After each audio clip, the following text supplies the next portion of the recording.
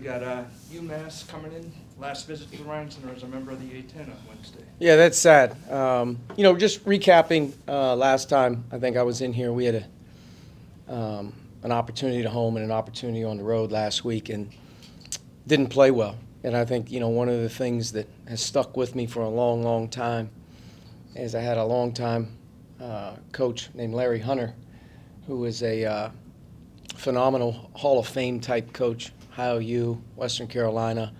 But he was an assistant when I was a player, and he said something to me one time that has stuck for like 20 years. And he said, doing this thing long enough to know that if you, as a group and as a team, could ever avoid losing 2 in a row in a season, you constantly have a chance to have a good year. And if you ever have a chance within your conference to ever win 5 in a row, you really have a chance to have a special year. And that stuck with me, as long as I've been in this business. And I think we're at that point for the first time this season with this team. We've taken a back-to-back, and that can floor you. And I think, the resilience and the resolve of our team is now up to the challenge that for us to be able to invest as much as we have to really come with some resilience and grit, here on Wednesday night. It's an important game, and in many ways it can define the rest of the season by being able to put some stop to, playing poorly or whatever it may be, all the things that creep into your building, when you're on this. So we have a monumental task with UMass. Frank is a tremendous coach. His staff does a great job. They're as physical, hard playing, tough as any team that you'll ever play, and that's where the game's really won and lost when you play UMass. They had a very difficult non-conference with a new group. I think as they've started conference play, they've really started to impose their will on our league, and they've won 3 in a row. And I suspect that Wednesday night's going to be just a difficult game to play in, officiate, coach in, because of the way the game is played, when you're in a battle with them. And it'll be a physical challenge, a mental challenge, but more importantly than anything, it's going to be us. And it's going to be, can we do some things that we haven't been doing better? Can we play with some spark? Can we play with some aggressiveness? And at the end of the day, we're responsible for ourselves right now, and that starts with today and tomorrow, and then obviously leading into Wednesday. But, sad to see UMass obviously leaving the league. They were a fixture with me growing up, Coach Cal and those great teams, coaching against them in both stops now that I've been in the league. UMass has always been a, prominent, deal. And Frank being the coach there now, they got a great coach. And I know that as they shift and do some things, they'll keep moving along. And, hopefully down the line, obviously, maybe there's opportunities down the line for the two of us to get back together because it's a regional game. It's a regional game that makes sense. But when you switch leagues and you start to do all those different things, there's a lot of challenges that go into the model, the scheduling, and all those things. But for us, this is a big one. They're obviously doing that in service to football. Yeah. And you're no stranger to the finances of football and what it can do to a university. You saw it at NC State and at Indiana, obviously. Yeah. Is it worth chasing? I'm not an administrator, and I'm not a guy that, prides himself on understanding other people's business. You have to do what you have to do in the grand scheme of things as a university mission, athletic department, and, in the grand scheme of things, not just now, but in the last 20, the next 20, football is going to continue to be the driving force behind collegiate athletics. And however they dictate the terms, basketball usually has to follow suit in some way. UMass has to make the best decision for them, and I'm sure that they've did a deep dive on that a million times. Maybe at some point in time that basketball can have a commissioner and basketball can have its own way of doing business, and you can maybe start to separate yourself from so many things that you're tied to with football as football continues to grow, and eventually at some point football starts to dominate their own world, and basketball, with all the cross matches and leagues and all the things that are going on, can maybe start to separate themselves a little bit by running their own show. But as long as the universities believe in it, as long as the future still, presents itself as a football-driven, dominant world with media rights and money and revenue sharing and all the things that go on, if you're going to commit to football, you have to commit to it, because if you don't commit to it and you're half in, it doesn't work anyway. So, moving forward, I wish those guys nothing but the best, but, I think that football is a very challenging thing if you're not obviously in the powers that be leagues. I'm not sure that those investments in the grand scheme of things ever pay dividends, but, we'll see. There's no perfect answers for a lot of things, and I think as the dust settles here in the next months, next years, maybe there'll be some more clarity after the settlement and whatnot, and gets a little bit better, a little bit more clarity. But tough to see basketball programs in the last 20 years get uprooted, leagues get shifted, things just get completely, changed for the fan base and the university's histories. You've seen it from the old Big East to the ACC that I grew up in is no longer the ACC. There's no more Pac-12, which I was a part of, 2 different stints as an assistant. And it's hard to imagine that when you look at the legacies of the programs and the players and the pros and just the monumental basketball traditions and moments, having to, play Cal to Carolina or Stanford to NC State or whatever it may be, it's a sad part of it. And like I said, you just hope at some point in time as college athletics continues to evolve, they can continue to maybe paint clearer pictures, and maybe at some point in time basketball can run its own show at some point. I don't know.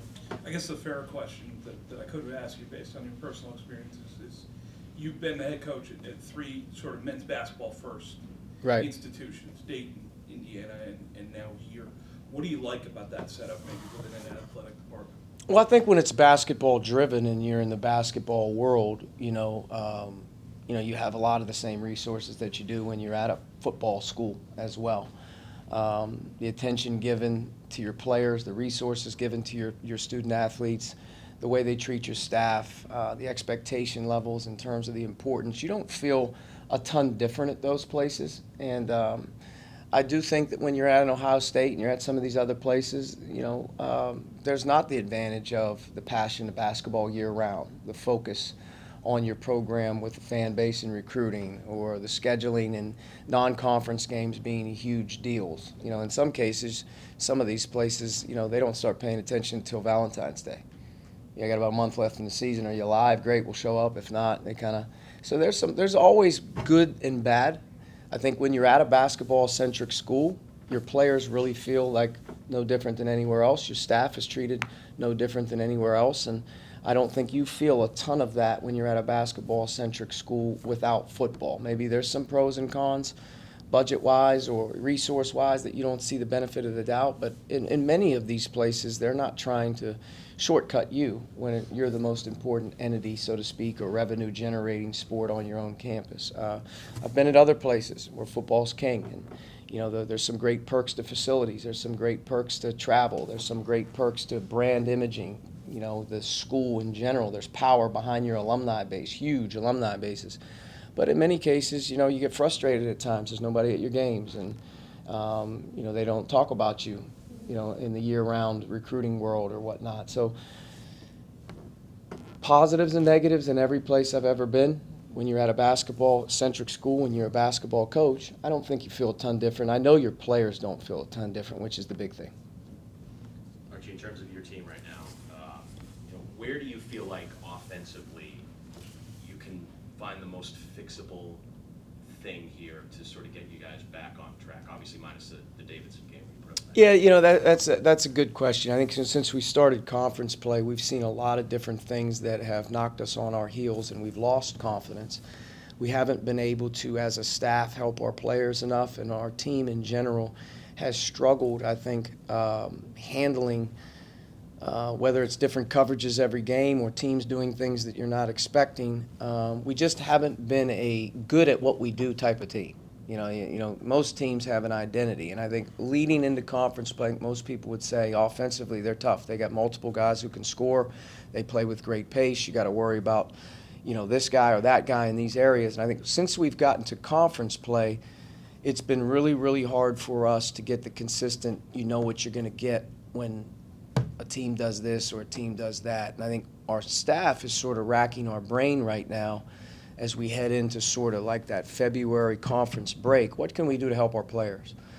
But big thing is confidence. And I'm a big believer in, like, at the end of the day, when you lose confidence, you have to invest in them and their games. You have to invest in them individually. And we have to maybe do a little bit more of that going here. I mean, I think we have some guys just not shooting the ball maybe particularly well at times. I think we have some guys struggling to score, which is frustrating for them at times. And I think the individual confidence, to me, is probably maybe more of a bigger problem right now than just the collective, what can we do to be better as an offense. We have to get some more guys feeling better about themselves. We have to get some guys playing with more confidence. To do that, I think we have to invest in them a little bit more individually here down the stretch and kind of keep it fresh. But no question about it, there's got to be some adjustments made as we head into the back end of conference versus certain styles that we're seeing that we have to be able to tweak and be able to take advantage of what we're doing. Every game's a little different. You got to be able to operate on the fly, which is going to require us to, teach better. But I really believe if we're a nuts and bolts program and our team is playing with great pace and our team is taking advantage of early offense, that's our best. We have to never get away from that. In the half court, we have to start to maybe take advantage of some of our guys in different spots than they've been accustomed to, whether that's keeping our floor more spread or giving different guys maybe some opportunities to make individual plays in the post, out of the post, screening actions, whatever, to get them going a little bit. But we're going to definitely have to be better offensively moving forward, and we're definitely going to have to, as we head into the back half of the conference, make some adjustments style-wise to help our guys. And that's really, at the end of the day, going to come down to our staff doing a better job. We're a better offensive player, and we're a better offensive team, and we have better offensive players than we're performing. So as a coaching staff, what are we doing to get these guys back in a better situation where they can be themselves? I think really a lot of it right now, there's some individual confidence issues, and I think there's also some systematic issues that we have to adjust to. Biggest thing is our players have to believe we're in it with them, and I think our players need to work themselves out of it a little bit. Next thing you know, if you can find a way to get on a groove, maybe at the end of the day we start to play a little bit more consistent. But we've got to get Javante going in and around the basket again. We've got to get Dave going. He's really been a shell of himself in the last 3 weeks, whether it's coming back off injury or whatnot. He's struggling. Jamarcus is struggling shooting the ball. We have good players that are just kind of in their own little world right now of not feeling well. And I think that's tough to get out of, but you got to work. And I think we have to work with them to do that. I also think a big part of offense is taking care of the ball. Our turnover rate has really gone up, in the last couple weeks, whether it be VCU, on the road second half against LaSalle.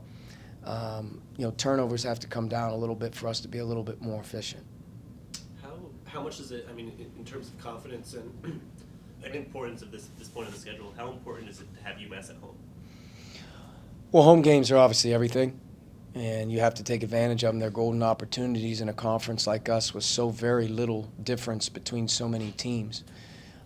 We dropped a couple at home. We've stole one on the road, and we're a little behind the 8 ball as we head into the break. But that's kind of why I said the other day, doesn't matter if it's UMass or it doesn't matter if it's Fordham, whoever we're playing. This one's a monumental opportunity for us to be ready. And we have to make a stand, so to speak, as a group, that we're going to be ready to be aggressive and fight in this game for our standing, for our season, and at the end of the day, to get off the ground one time. And we haven't yet to have any bye weeks. We've been kind of steady through right now, so maybe we get some breaks and we can correct some things as we get a little bit more space. But this is the halfway point. It's a home game against UMass. It's a good team.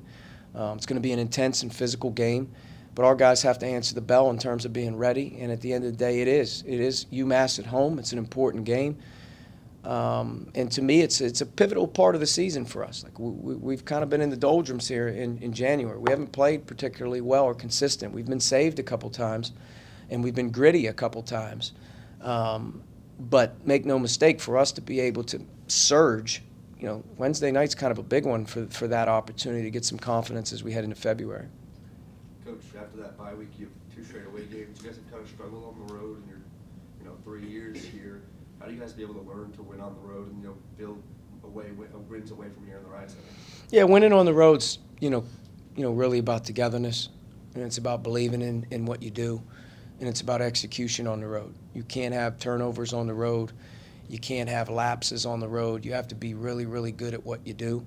In our road games this year, especially in conference, we were very gritty and resilient. I thought at Richmond, we were very gritty and resilient at Loyola. And, it's 58 up, I think with 2 minutes to go at LaSalle. It isn't as if, we're not right there. But to get over the hump, and we need some guys to make some plays. we're going to have to execute and take care of the ball in key moments. And as a defense, you got to really take care of your business defensively in terms of being able to get big stops, get big rebounds, and you got to make winning plays on the road.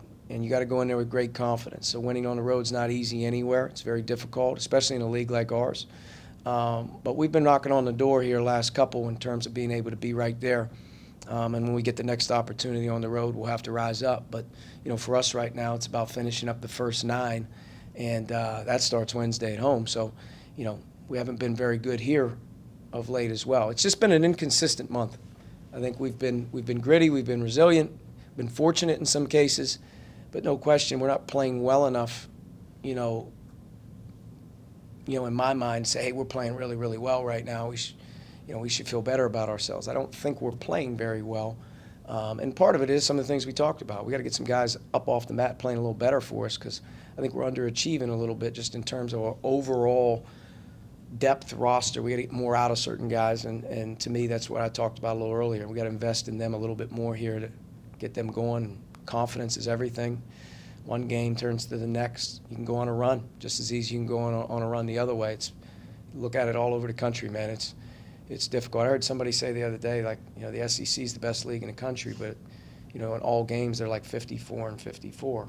Somebody said that. I don't know if that's even accurate, but do you know how hard it is in every league? To win. It's just hard to win any game. And I think our league's tremendous. I mean, you're looking at a league that's going to go into February, in my mind. It's going to be a terrific race down the back stretch with a lot of teams vying for one spot or one game. And it's a balanced league. And you have some teams that are starting to separate themselves at the top. And you have some teams like ourselves that are trying to climb.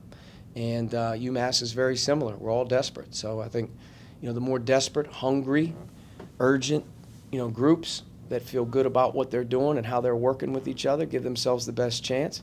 That's what we have to do. We have to give ourselves the best chance by having a tremendous attitude, work ethic, and really investing in each other. Archie, how's health?